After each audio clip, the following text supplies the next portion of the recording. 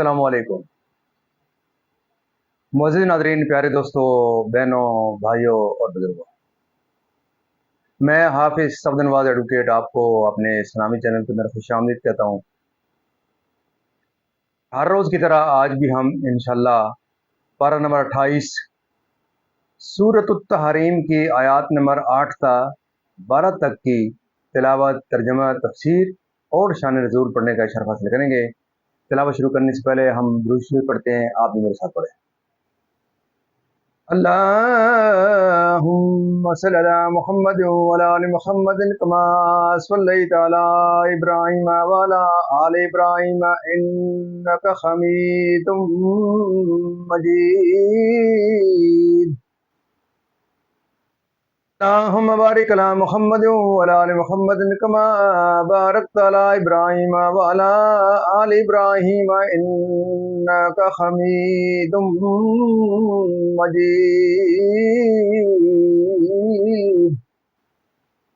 अम्मा बाद फ़अऊज़ु बिल्लाहि मिनश शैतानिर रजीम। बिस्मिल्लाहिर रहमानिर रहीम।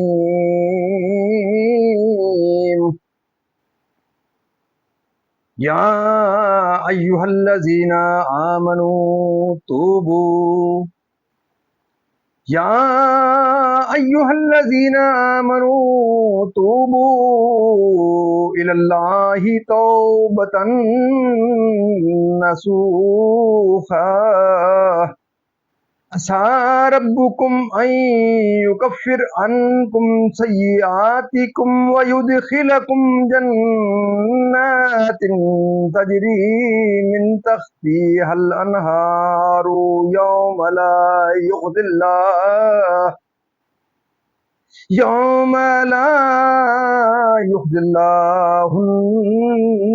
नबिय्य वल्लज़ीना आमनू माहू नूरुहुम यस्आ बैना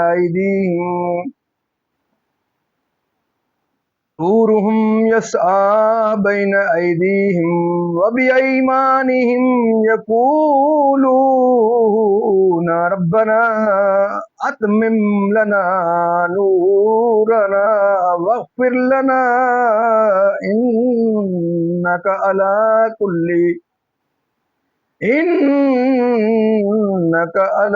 कुल्लि शैइन क़दीर।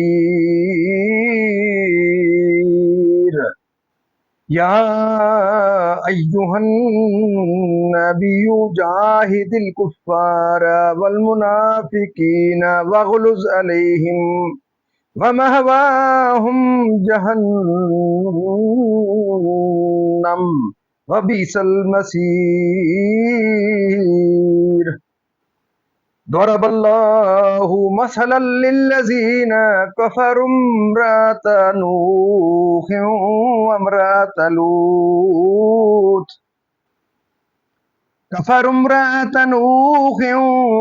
इम्रअत लूत कानता तख्त अब्दैनि मिन इबादिना स्वालिहैनि फखानताहुमा फलम युगनिया अनहुमा मिनल्लाहि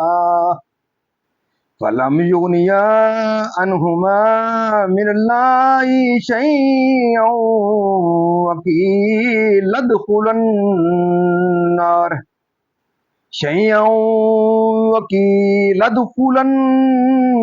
नार मअद्दाखिलीन।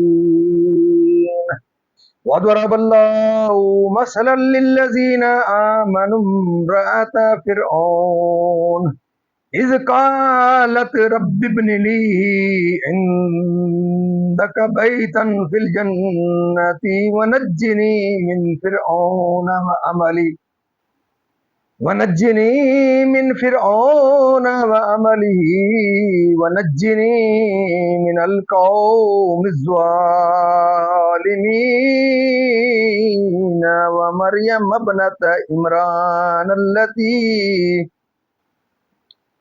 ومريم ابنة عمران التي أحسنت فرجها فنفخنا فيه من روحنا وصدقت بكلمات ربها وكتبه وكانت من القانتين صدق اللہ العظیم۔ ترجمہ: اے ایمان والو، اللہ کی طرف ایسی توبہ کرو جو آگے کو نصیحت ہو جائے۔ قریب ہے تمہارا رب تمہاری برائیاں تم سے اتار دے اور تمہیں باغوں میں لے جائے جن کے نیچے نہریں بہیں۔ جس دن اللہ رسوا نہ کرے گا نبی اور ان کے ساتھ کے ایمان والوں کو، ان کا نور دوڑتا ہوگا ان کے آگے اور ان کے داہنے۔ عرض کریں گے اے ہمارے رب، ہمارے لیے ہمارا نور پورا کر دے اور ہمیں بخش دے، بے شک تجھے ہر چیز پر قدرت ہے۔ اے غیب بتانے والے نبی، کافروں پر اور منافقوں پر جہاد کرو اور ان پر سختی فرماؤ اور ان کا ٹھکانہ جہنم ہے اور کیا ہی برا انجام۔ اللہ کافروں کی مثال دیتا ہے۔ نوح کی عورت اور لوط کی عورت، وہ ہمارے بندوں میں دو سزاوار لائق کے قرب بندوں کے نکاح میں تھیں۔ پھر انہوں نے ان سے دغا کی تو وہ اللہ کے سامنے انہیں کچھ کام نہ آئے اور فرما دیا گیا کہ تم دونوں عورتیں جہنم میں جاؤ جانے والوں کے ساتھ۔ اور اللہ مسلمانوں کی مثال بیان فرماتا ہے۔ فرعون کی بیوی جب اس نے عرض کی اے میرے رب، میرے لیے اپنے پاس جنت میں گھر بنا اور مجھے فرعون اور اس کے کام سے نجات دے اور مجھے ظالم لوگوں سے نجات بخش۔ اور عمران کی بیٹی مریم جس نے اپنی پارسائی کی حفاظت کی تو ہم نے اس میں اپنی طرف کی روح پھونکی اور اس نے اپنے رب کی باتوں اور اس کی کتابوں کی تصدیق کی اور فرما مرداروں میں ہوئی۔ معزز ناظرین، یہاں تک اس کا ترجمہ اختتام پذیر ہوا۔ اب اس کی تفسیر تسلسل سے ایک آیت پہلے سے اس کی تفسیر شروع کرتے ہیں۔ تفسیر: کیونکہ اب تمہارے لیے کوئی جائے عذر باقی نہیں رہی، نہ آج کوئی عذر قبول کیا جائے، یعنی توبہ صادقہ جس کا اثر توبہ قبول کرنے والے کے اعمال میں ظاہر ہو اور اس کی زندگی طاعتوں اور عبادتوں سے معمور ہو جائے اور وہ گناہوں سے مجتنب رہے۔ حضرت عمر رضی اللہ تعالیٰ عنہ نے ایک دوسرے اصحاب نے فرمایا، توبہ نصوح وہ ہے کہ توبہ کے بعد آدمی پھر گناہ کی طرف نہ لوٹے، جیسا کہ نکلا ہوا دودھ پھر تھن میں واپس نہیں ہوتا۔ توبہ قبول فرمانے کے بعد اس میں کفار پر تاریز ہے کہ وہ دن ان کی رسوائی کا ہوگا اور نبی کریم صلی اللہ علیہ وسلم اور حضور کے ساتھ والوں کی عزت کا۔ صراط پر اور جب مومنین دیکھیں گے کہ منافقوں کا نور بجھ گیا، یعنی اس کو باقی رکھ کر دخول جنت تک باقی رہے، تلوار سے، قول غیظ اور واعظ بلیغ اور حجت قوی سے، اس بات میں کہ ان کے کفر اور مومنین کی عداوت کیا جائے گا اور اس کفر و عداوت کے ہوتے ہوئے ان کا نسب اور مومنین و مقربین کے ساتھ ان کی قرابت و رشتہ داری انہیں کچھ نفع نہ دے گی۔ دین میں کفر اختیار کیا۔ حضرت نوح کی عورت واحلہ اپنی قوم سے حضرت نوح علیہ السلام کی نسبت کہتی تھی کہ وہ مجنون ہیں، اور حضرت لوط علیہ السلام کی عورت وائلہ اپنا نفاق چھپاتی تھی اور جو مہمان کے یہاں آتے تھے آگ جلا کر اپنی قوم کو ان کے آنے سے خبردار کرتی تھی، ان سے وقت موت یا روز قیامت اور تعبیر صیغہ ماضی سے، یعنی کہ بلحاظ تحقیق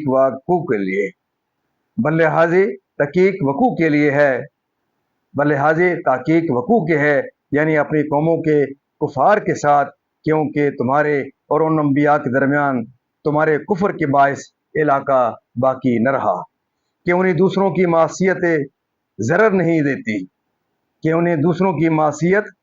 دیتی، جن کا نام آسیہ بنت مزاحم ہے، جبکہ حضرت موسیٰ علیہ السلام نے جادوگروں کو مغلوب کیا تو یہ آسیہ آپ پر ایمان لے آئیں۔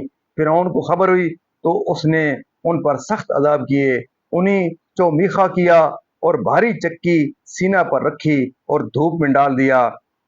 جب فرعونی ان کے پاس سے ہٹتے تو فرشتے ان پر سایہ کرتے۔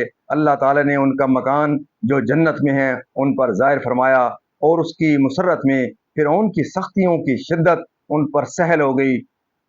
فرعون کے کام سے یا اس کا شرک و کفر و ظلم مراد ہے یا اس کا قرب، یعنی فرعون کے دین والوں سے۔ چنانچہ یہ دعا ان کی قبول ہوئی اور اللہ تعالیٰ نے ان کی روح قبض فرمائی، اور ابن کیسان نے کہا کہ وہ زندہ اٹھا کر جنت میں داخل کی گئیں۔